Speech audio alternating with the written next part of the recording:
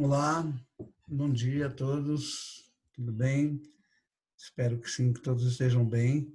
Nós vamos dar continuidade ao nosso estudo sobre funções.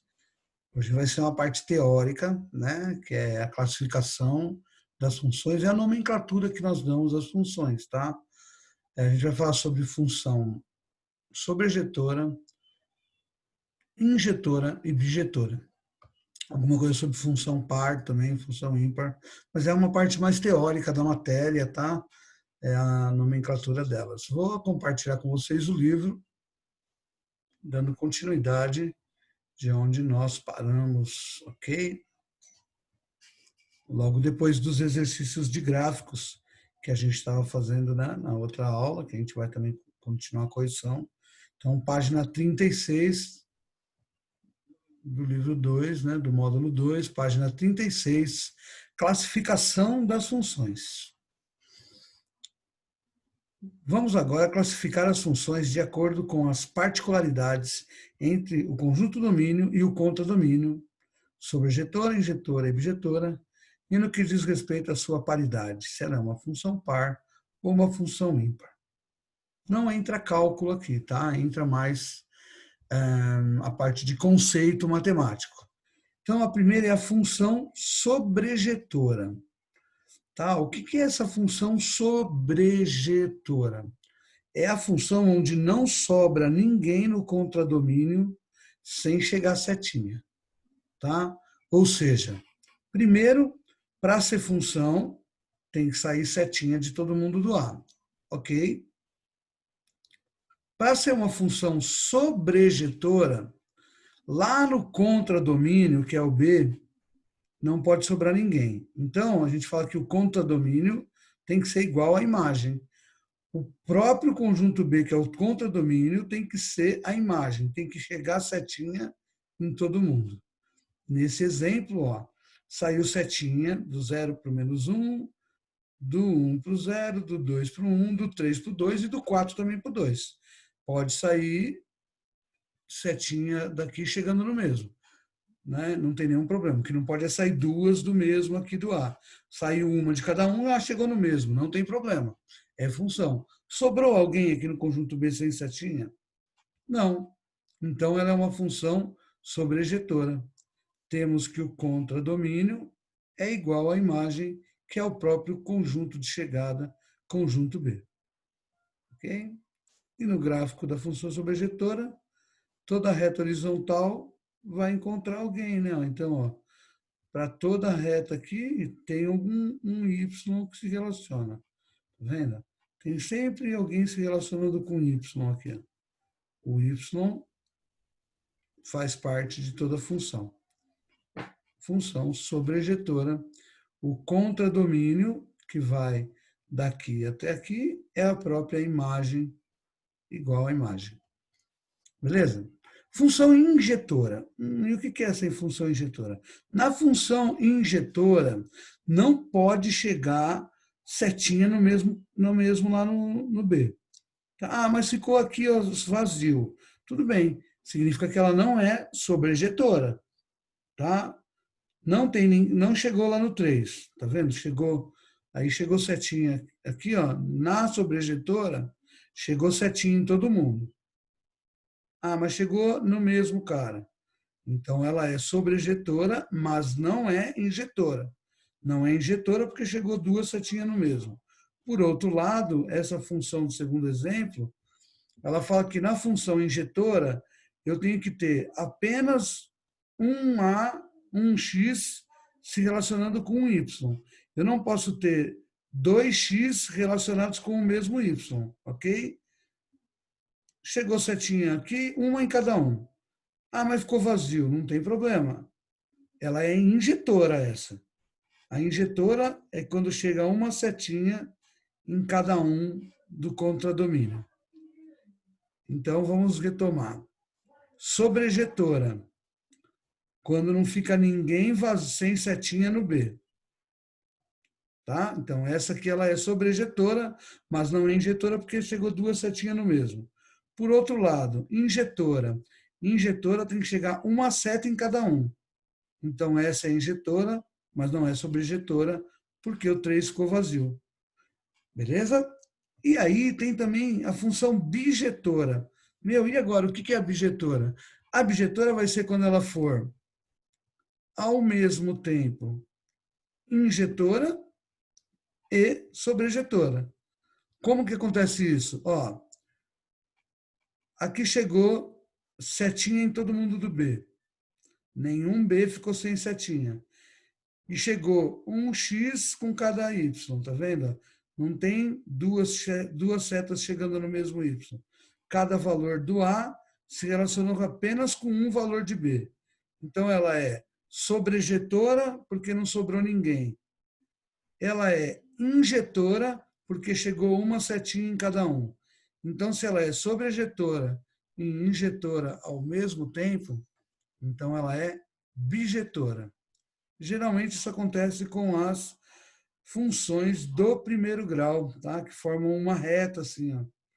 Uma reta com domínio real, cada valor de x vai ter um valor de y e apenas um, não vai ter dois valores. Na equação de segundo grau, nós vamos ver que a equação de segundo grau, por formar uma parábola, quer ver? Ó, na função de segundo grau, o que acontece? Ó?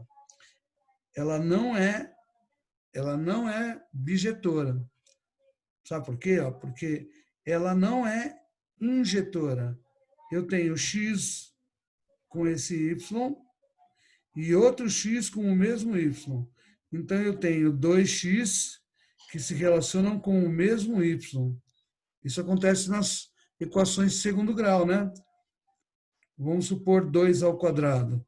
2 ao quadrado dá 4 e menos 2 ao quadrado também dá 4.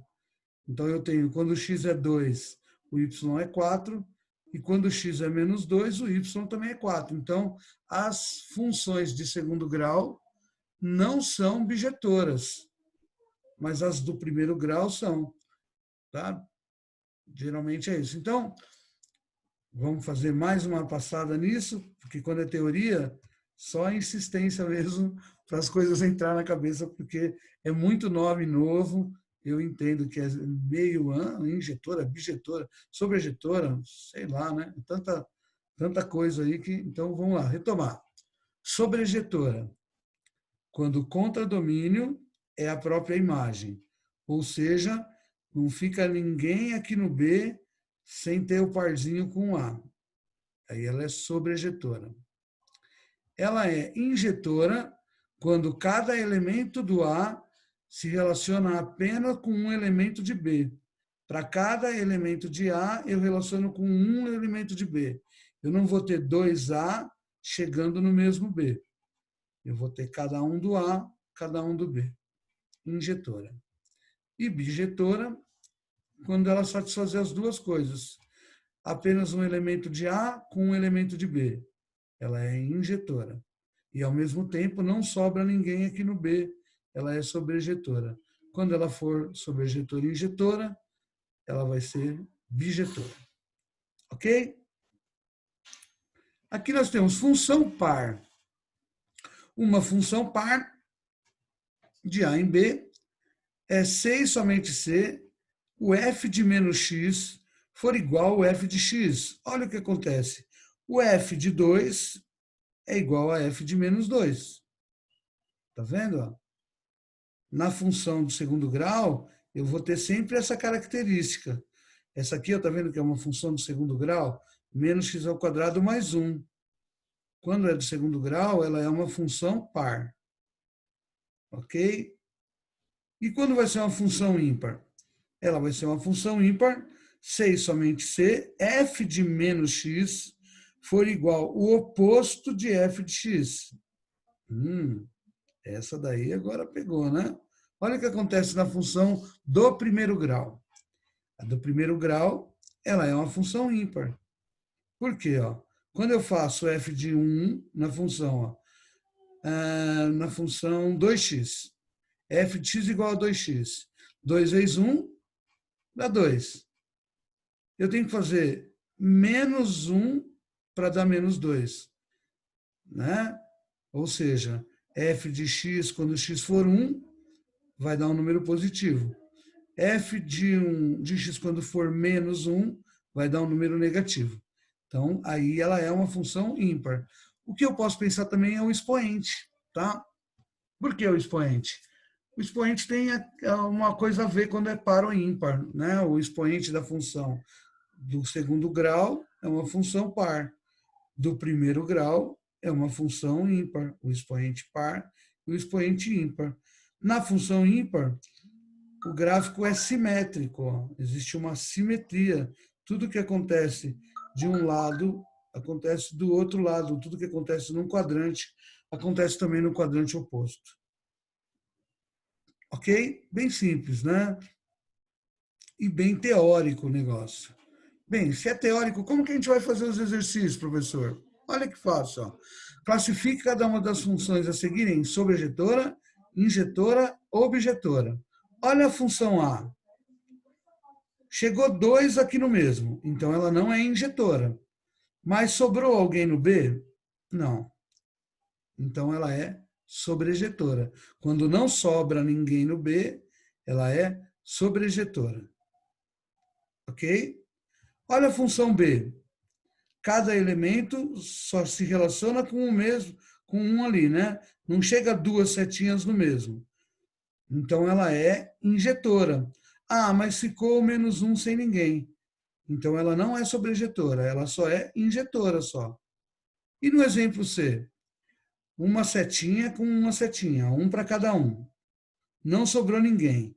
Ela é ao mesmo tempo sobrejetora e injetora. Então a C, ela é bijetora. Tá? É mais ou menos isso aí. Esse aqui. Analise as afirmativas feitas sobre a função representada a seguir. Ela é injetora. Para ser injetora, eu não posso ter 2x com o mesmo y. Olha o que acontece aqui, ó. Nesse ponto. Tá vendo, ó?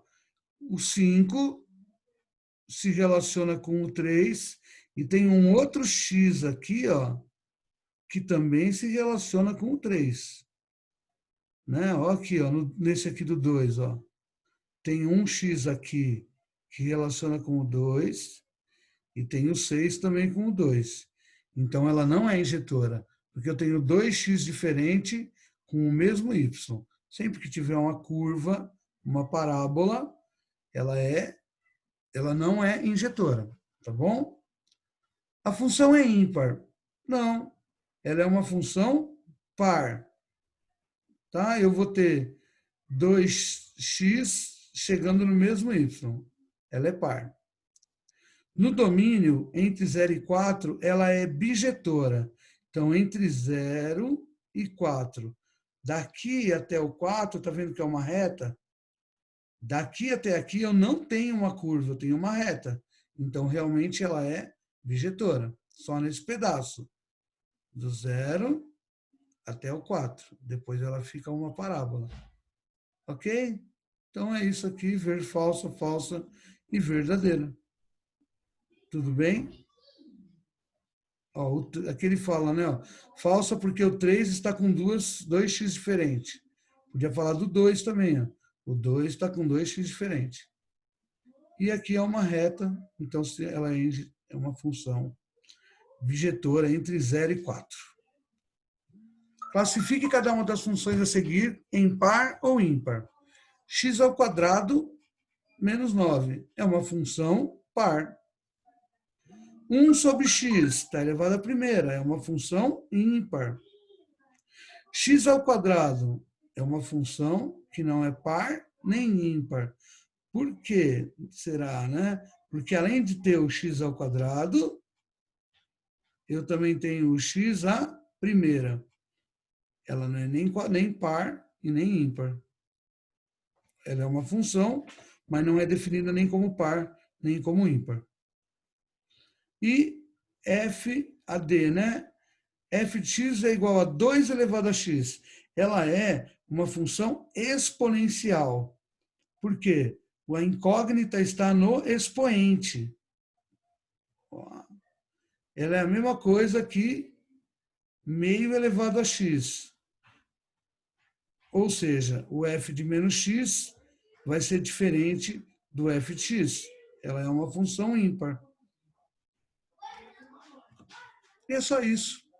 Depois tem os exercícios, dá uma atividade da página aqui 39, para vocês tentarem fazer essa parte teórica aí, né? Se é verdadeiro ou falso, se ela é injetora ou sobrejetora, pensem nas funções, para falar se é injetora ou sobrejetora, tentem fazer os exercícios, ok? Eu vou estar no Meet online, logo depois do vídeo, então a nossa aula vai ser às 8h10. Esse vídeo deve ter máximo 20 minutos. Às 8h30 eu já estou online lá no Meet. Quem quiser entrar para tirar dúvida, falar sobre os exercícios, fiquem à vontade. A gente vai estar falando sobre isso. Não, me enganei, desculpa, tá? Essa aula começa às 9. Das 9 às 9h20, vocês vão assistir o vídeo. Vamos começar a fazer o exercício. Às 9h20 até às 9h50, eu estou online no Meet para quem quiser também tirar dúvida. A gente vai fazer assim sempre que tiver uma aula, uma videoaula gravada. Logo depois do vídeo, eu estou online para tirar dúvida dos exercícios. Mas tentem fazer. É só a parte teórica. Presta atenção no vídeo, assiste, pausa quando precisar, revolta ele. Assiste o vídeo com bastante atenção, que vocês vão ver que essa parte teórica é tranquila mesmo, tá bom? Mas qualquer dúvida, estarei à disposição de vocês, ok? Bons estudos e até mais.